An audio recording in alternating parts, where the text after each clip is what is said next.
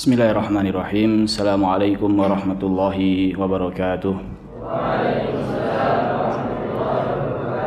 Alhamdulillah, salatu wassalamu ala rasulillah Muhammad ibn Abdillah wa ala alihi wa sahbihi man walah, amma ba'du. Yang pertama-tama, marilah kita senantiasa bersyukur kepada Allah Azza wa Jal atas limpahan nikmat yang Allah Ta'ala berikan kepada kita, sehingga pada kesempatan malam hari ini kita dapat menjalankan acara pelantikan Osmiyah. Kita berdoa kepada Allah Ta'ala, semoga Allah Ta'ala memudahkan urusan kita, baik urusan dunia maupun urusan akhirat kita. Amin, Allahumma amin. Salawat beriring salam semoga senantiasa tercurahkan kepada Nabi kita Muhammad sallallahu alaihi wasallam, para keluarga beliau, para sahabat-sahabat beliau, serta orang-orang yang senantiasa setia mengikuti jejak beliau hingga hari akhir kelak. Kemudian kami mengucapkan terima kasih kepada Ustadz Ahfad, Ustadz Abror, begitu pula para musyrif yang telah menyiapkan dan melaksanakan acara ini dengan sebaik-baiknya. Jazakumullahu khairan jaza.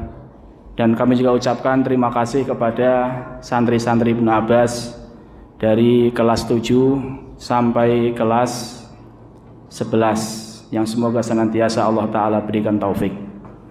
Ada beberapa pesan yang ingin saya sampaikan kepada pengurus Osmiyah tahun ini atau periode ini. Yang pertama adalah, Masya Allah, kalian itu telah mengumpulkan banyak sekali kebaikan. Kebaikan yang pertama adalah karena menuntut ilmu agama. Man yuridillahu bi khairan yufaqihu fiddin. Kebaikan kedua karena belajar Al-Quran. Khairukum man ta'allamal Qur'ana wa 'allamah. Kebaikan ketiga karena berusaha memberikan manfaat kepada manusia. Khairukum anfa'ukum linnas. Sebaik-baik kalian adalah yang paling bermanfaat untuk manusia. Masya Allah, kebaikan di atas kebaikan. Kiranya kebaikan tersebut tidak didasari keikhlasan, maka akan menjadi hal yang sia-sia. Maka saran Ustadz yang pertama, jalankanlah tugas dengan ikhlas. Ustadz sering umpamakan orang yang gak ikhlas itu seperti orang yang bawa air, embernya apa? Bocor. Dia pengen menuju sebuah tempat, bawa ember, ternyata embernya bocor. Dia berharap sampai ke tempat tersebut bawa air, ternyata airnya apa? Habis. Begitu pula kelak di akhirat. Orang yang gak ikhlas kelak di akhirat dia berharap pahala, namun Allah Ta'ala katakan kepada dia, idhabu ilal ladina kuntum turaun. Pergi kamu kepada orang yang dulu kamu riak kepada dia. Hal tajiduna minhu jazaan. Kalian dapat balasan atau tidak? Jadi yang pertama, jalankan tugas ini dengan ikhlas. Yang kedua adalah ihtisab. Apa itu ihtisab? Berharap pahala. Jadi setiap yang kita lakukan, baik itu amalan kecil maupun amalan besar, berharaplah pahala di balik apa yang kita lakukan. Lebih-lebih apa yang kalian lakukan ini luar biasa, amalan yang sangat luar biasa. Kalau seandainya program-program yang dijalankan oleh Osmiyah ini berjalan, kemudian diikuti oleh generasi-generasi berikutnya, maka ini akan menjadi amal jariyah. Contohnya program bahasa setahun ini berjalan di bawah kepemimpinan siapa? Mas Royan. Di bawah kepemimpinan Mas Royan, program bahasa ini berjalan. Nanti program berikutnya mencontoh programnya Mas Royan, tahun berikutnya, ila Masya Allah, sampai Allah Ta'ala kehendaki sampai kapan. Kalau berjalan, itu semua pahalanya kembali ke siapa? Mas Royan dan timnya. Contohnya program kebersihan berjalan, ini pun terus pahalanya akan kembali kepada tim kebersihan. Jadi ini yang disebut dengan wakaf maknawi. Wakaf maknawi. Wakaf bentuknya bukan bangunan, bukan tanah dan seterusnya. Namun wakaf bentuknya ilmu atau jasa. Jadi harus berharap apa? Berharap apa? Pahala. Berharap pahala. Lebih-lebih kalau santri-santri menjadi bagian Osmiyah ini nanti akan belajar yang namanya berorganisasi. Akan menjadikan anak semakin disiplin, akan menjadikan anak semakin bisa mengatur waktu, akan menjadikan anak semakin dewasa dan masih banyak sekali manfaat ikut bergabung bersama Osmiyah. Ini pesan yang kedua. Pesan yang ketiga yang ingin saya sampaikan adalah jalankan tugas dengan semaksimal mungkin. Yang diberi amanah bagian kesehatan, jalankan dengan semaksimal mungkin. Yang diberikan amanah bagian ibadah, jalankan dengan semaksimal mungkin. Kalau mentok, nggak ada solusi, sampaikan kepada yang di atas kita.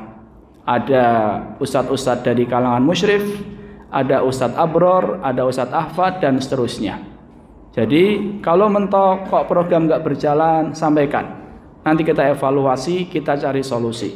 Wasyawirhum fil amr, ajak mereka musyawarah. Jadi jalankan maksimal, semaksimal mungkin. Jika ada kendala, silahkan disampaikan atau dilaporkan kepada penanggung jawabnya. Ini pesan Ustadz yang ketiga. Pesan Ustadz yang keempat, untuk yang sekarang tidak menduduki jabatan Osmiyah, tugas kalian lebih mudah, bisa lebih fokus belajar dan seterusnya. Karena tugas kalian lebih mudah, tolong bantu kakak-kakak Osmiyah. Bantunya bagaimana Ustadz? Bantunya jalankan program-program mereka. Karena nanti kelak kalian ketika kelas 2, kelas 3 pun bakalan menjadi pengurus Osmiyah. Sebagaimana kita pengen nanti ketika kita jadi pengurus Osmiyah, santri dan santri-santrinya taat dengan program-program Osmiyah mulai sekarang. Taati program-program yang dijalankan oleh siapa? Kakak-kakak Osmiyah. Harapannya semoga nanti ketika kita jadi bagian Osmiyah, kalian pun bisa menjalankan tugas tersebut dengan baik. Jadi yang tidak menjadi bagian dari Osmiyah, pesan Ustadz, tugas kalian lebih mudah, tinggal jalani saja.